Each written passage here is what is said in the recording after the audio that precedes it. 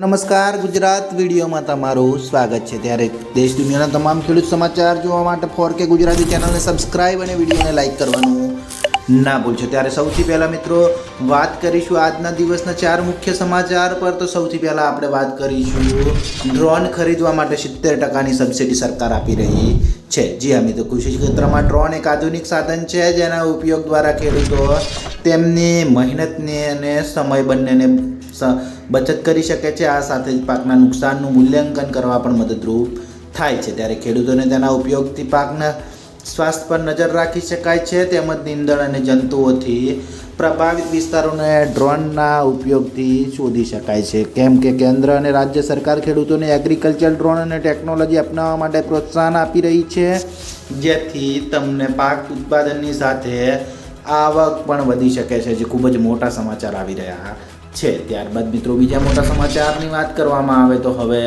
શું પેટ્રોલ અને ડીઝલ સસ્તું થશે?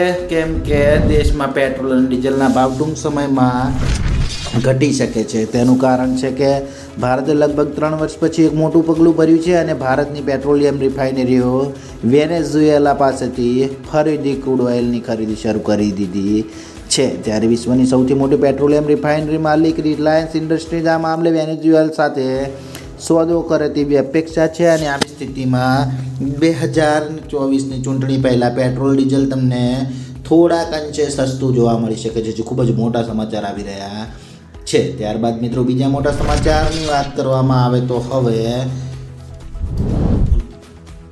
દેવા માફીને લઈને મોટા સમાચાર આવ્યા છે।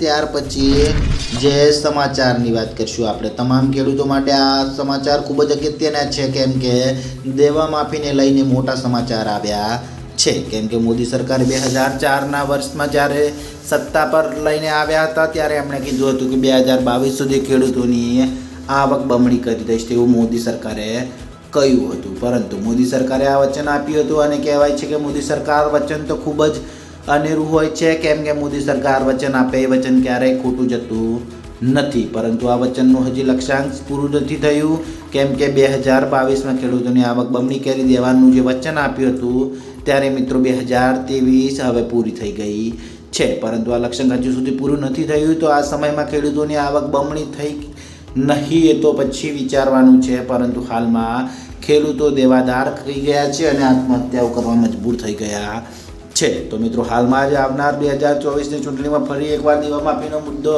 ખૂબ જ મોટા પાયે ઉઠી શકે છે અને જે મુદ્દો છે એ મોટા પાયે ઉઠવાથી લઈને દેવા માફી સુધીની પણ માંગ થઈ શકે છે, જે ખૂબ જ મોટા સમાચાર આવી રહ્યા છે। ત્યારબાદ મિત્રો બીજા મોટા સમાચારની વાત કરવામાં આવે તો હવે દેશનું પ્રથમ લાયન સફારી પાર્ક બનવા જઈ રહ્યું છે, એટલે કે રાજકોટમાં દેશનું પ્રથમ લાયન સફારી પાર્ક બનવા જઈ રહ્યું છે। રાજકોટ મહાનગરપાલિકાની 33 હેક્ટર જગ્યામાં કુલ 30 કરોડના ખર્ચે સફારી પાર્ક બનશે અને વર્ષ 2026 સુધીમાં જીપમાં બેસીને લોકો સિંહ દર્શન કરી શકશે, કેમ કે આજી ડેમ અને પ્રદ્યુમન પાર્ક જૂના 13 સિંહમાંથી એક ગ્રુપને સફારી પાર્ક મૂકવામાં આવશે અને ગીરના જંગલ જેવી આબોહવાને અનુરૂપ અલગ અલગ પ્રકારના વૃક્ષોનું વાવેતર કરવામાં આવશે, જે ખૂબ જ મોટા સમાચાર આવી રહ્યા છે। તો ખેડૂત મિત્રો આ હતા 4K ગુજરાતીના ખૂબ જ મોટા સમાચાર। બીજા સમાચાર જોવા માટે ચેનલને સબસ્ક્રાઈબ અને વિડીયોને લાઇક કરવાનું ના ભૂલશો।